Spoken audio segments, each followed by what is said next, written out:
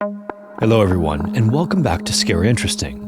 In this video, we're going to go over 3 of the most disturbing things you can imagine happening deep in the water. You'll see what I mean, and as always, viewer discretion is advised.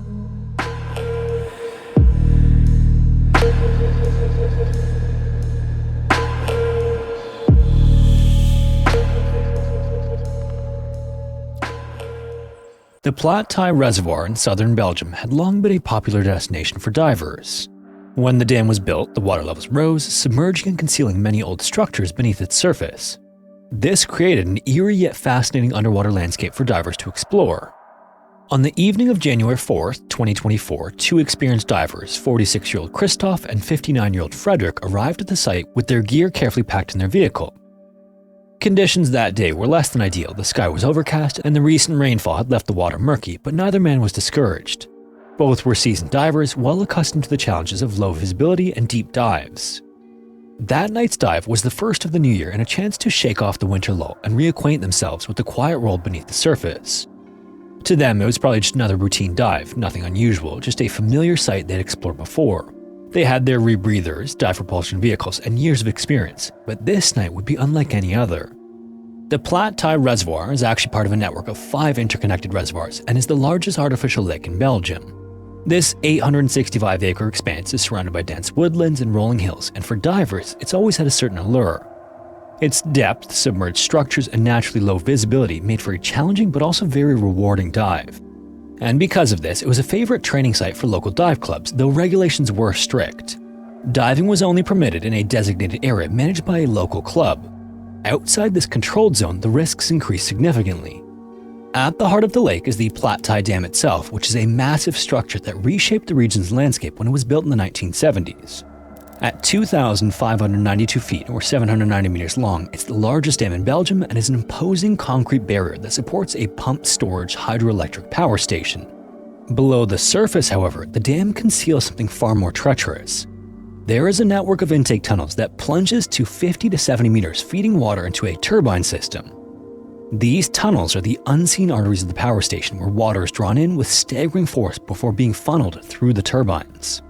And when the dam system were active, the pull was incredibly powerful, capable of drawing in anything that strayed too close, and divers who frequented the lake were well aware of the dangers. In fact, when the turbines were running, the deep hum of machinery actually reverberated through the water, giving a distant but ever-present warning of the currents below. Now, thankfully, most divers stayed within 20 meters of the surface, far above the reach of the intake tunnels, but those who ventured deeper, especially near the dam, risked encountering a force that could not be fought or escaped.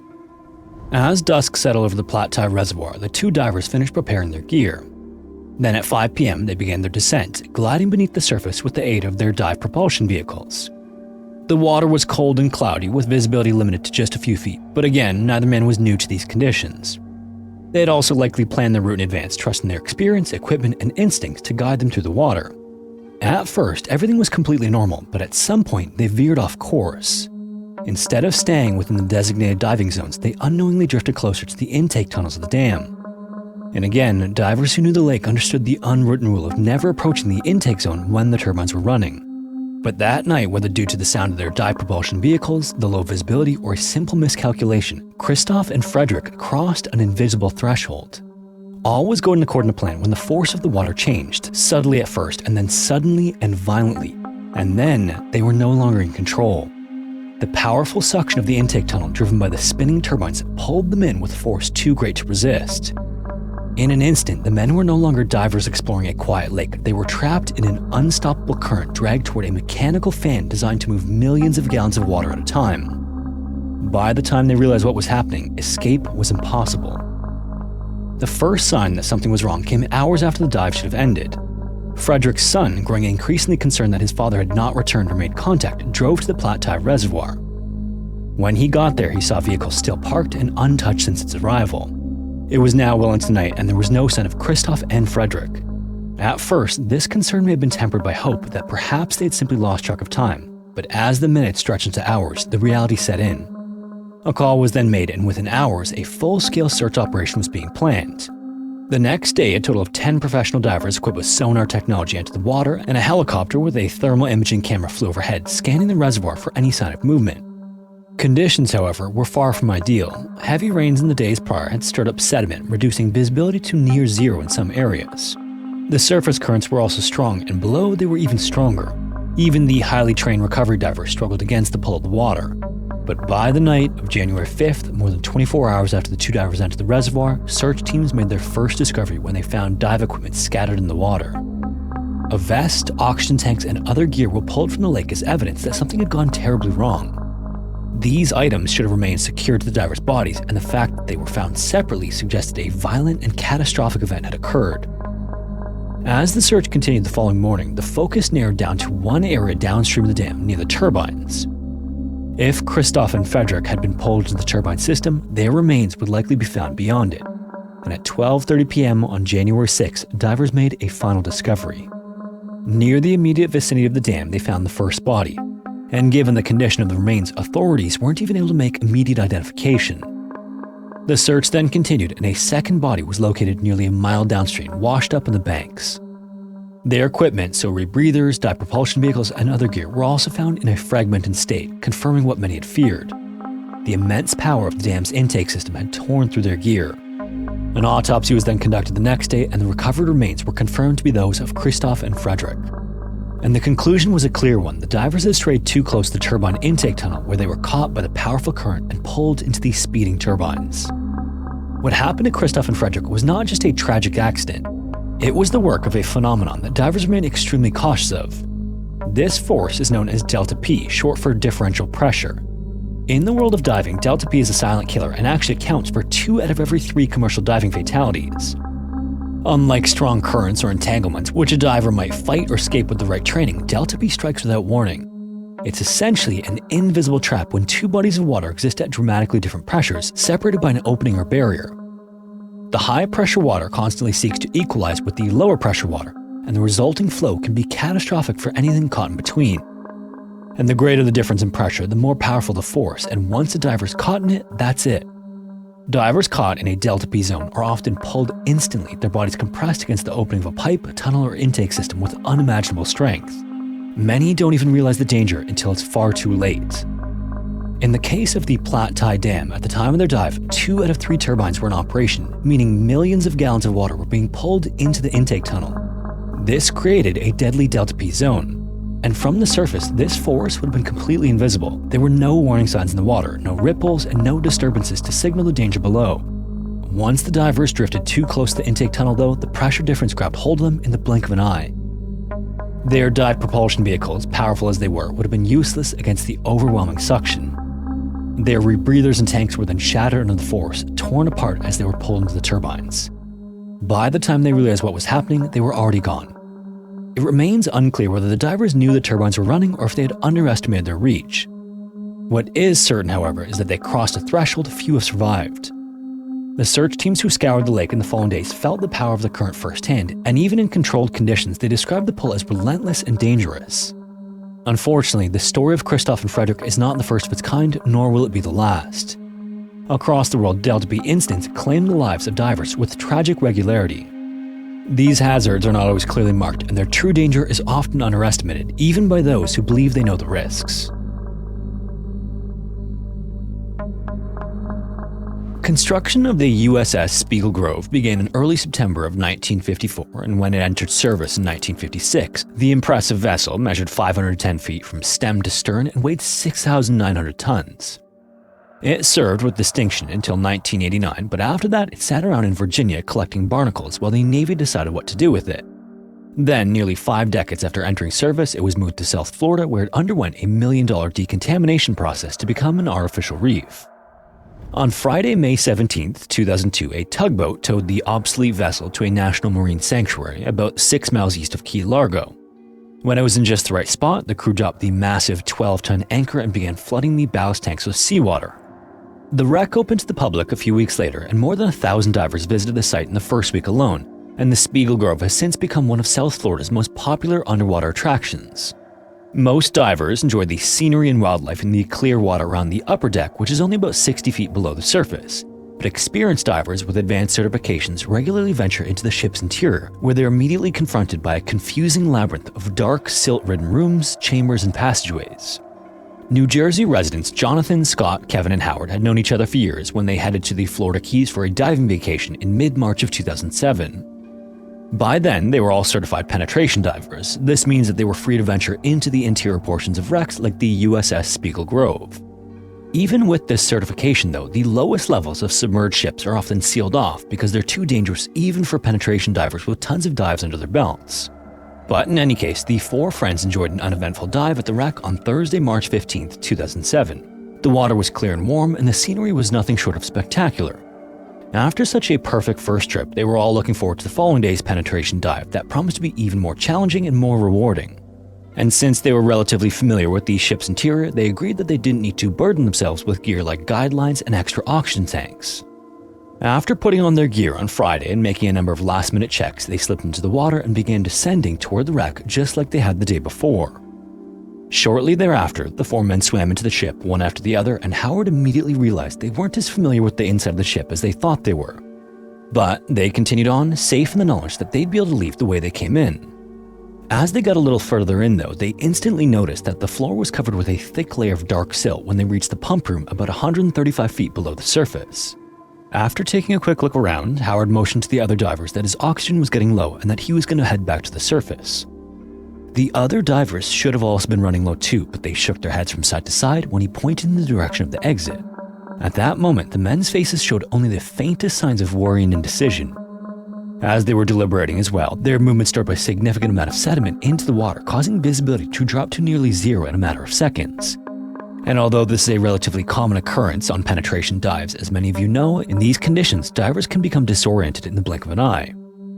Howard was still confident that he knew the way out, so he grabbed one of the other divers' hands and began pulling them toward the exit. But to his horror, the man yanked his hand away, and a few moments later, he and the other two divers began swimming in the opposite direction. In that moment, Howard was faced with a gut-wrenching decision. He could follow his friends and hope they'd let him to safety, but no matter how much he wanted to, he just couldn't help to bring himself to follow their lead because he knew they were heading even deeper into the ship.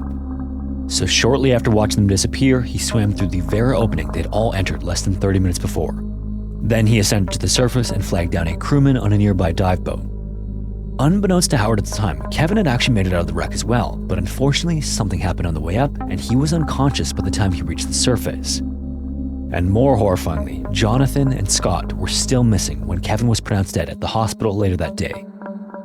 In the meantime, the Coast Guard closed the wreck while rescue divers began looking for the missing men. It's unclear how much time had elapsed when the divers finally entered the water, but by then, everyone knew it was already too late. Based on Howard's account of the incident, rescue divers entered the ship and immediately made their way to the pump room. By then, most of the sediment had settled, but the water was still relatively murky when they located the men's lifeless bodies in a relatively small compartment just off the pump room. Sadly, they were less than 100 feet from the exit. The wreck was closed again the following day on Saturday, March 17, 2007, and both bodies were recovered by 4 p.m. Then, after their recovery, investigators and the medical examiner quickly determined what everyone already knew, that the men had become disoriented in the silt-ridden water, ran out of air, and drowned. The lead investigator ultimately concluded that the 3 deceased men may have survived if the group had used guidelines or carried extra oxygen tanks. But since they didn't, of the 4 friends, Howard was the only survivor. Since that tragic incident in 2007, 3 additional lives have been lost on the wreck, and as it stands now, 10 divers have died since the artificial reef was opened to the public in late June of 2002. Chris Lemons never saw himself as extraordinary. He was born and raised in Edinburgh, and he saw himself as an entirely ordinary man who just so happened to have a job that was slightly out of the ordinary.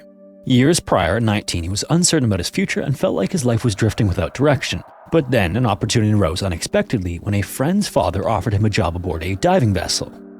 Initially, Chris saw this as just a summer position to earn money while figuring out his life's purpose, but this seemingly minor decision profoundly impacted the rest of his life. It was aboard that first vessel where Chris discovered the specialized and little-known field of saturation diving. This has been covered at length on the channel before, but it's been quite some time since then, so as a quick recap, saturation divers often live and work at extreme depths underwater on things like oil rigs and deep-sea cables. And the depths they reach are often so extreme that they require specialized gas mixtures carefully managed to prevent all sorts of issues. And Chris found this dangerous yet intriguing world completely captivating. Saturation diving wasn't anything he set out to do until he learned about it and saw the esteem with which these divers were held among the other crew. After going through all the training and getting the necessary certifications, he soon found himself spending weeks living within pressurized chambers aboard ships descending hundreds of feet below the ocean's surface inside diving bells. These are small metal chambers that saturation divers live in. And eventually, stepping into these dive bells became as routine as commuting to work. Chris felt a surprising sense of comfort and familiarity there, secured to safety by an umbilical cable that provided air, warmth, communication, and a path back to safety.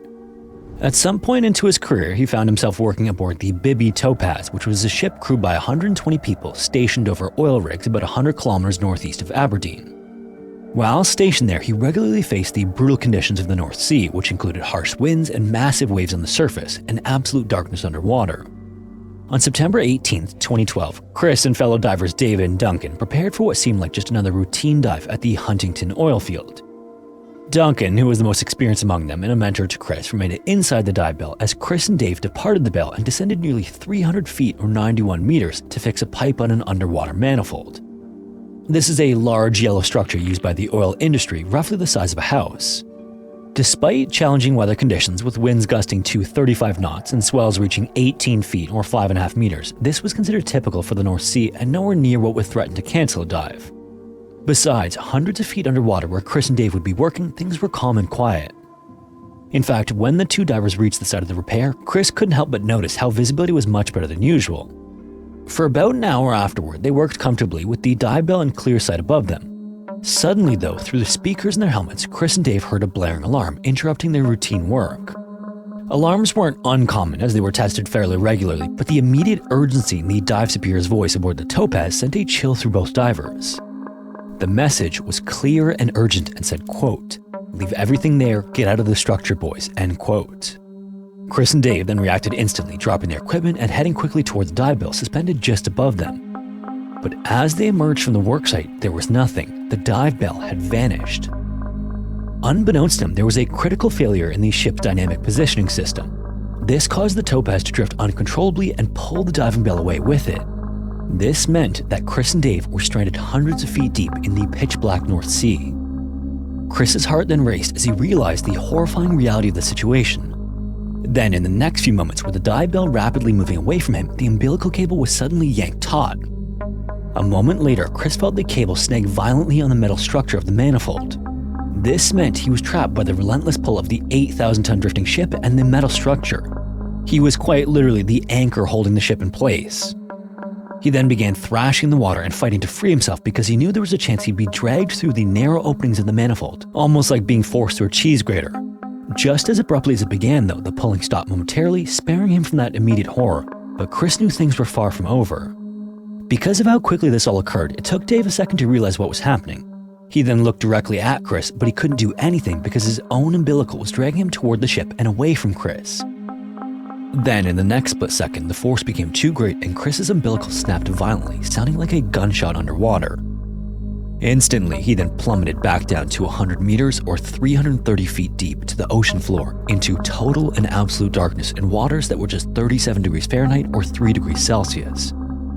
And maybe most importantly, no more air to breathe from the surface. Now, for emergency situations, saturation divers wear a tank of gas on their back that connects to their helmet and can be turned on with the flip of a switch. In his panic, Chris managed to flick on the emergency gas, but this was obviously not a long-term solution. Depending on his breathing rate in his panic state, his emergency supply would last him at most about 9 minutes if he was lucky. And still disoriented, Chris then fought to find his bearings and he stumbled through the pitch-black water until he collided with the manifold. He then grabbed onto it as his only lifeline, but when he looked up, there was still nothing. He was completely alone, stranded at the bottom of the North Sea as the seconds ticked away on his air supply. And with each frantic breath, the freezing cold water began to seep through his suit. He then climbed to the top of the massive manifold structure, hoping against hope to catch sight of the diving bell or one of his fellow divers, but again, there was just nothing above him. As the minutes went by, soon enough, his thoughts drifted only to his loved ones and particularly his fiancée. The couple were planning on getting married the following year, and they were in the process of building a home for their new lives together, but Chris realized it was a life he'd never get to be a part of. Then, worse still, was the grief he felt as he imagined the chaos and heartbreak his death would cause. Then, slowly, his consciousness began to blur, and his desperate fight was over, and he resigned himself to what was about to happen. High above on the surface, the crew of the Topaz fought desperately against time. And despite believing Chris was already lost, they nonetheless launched a monumental effort to regain control of the drifting ship.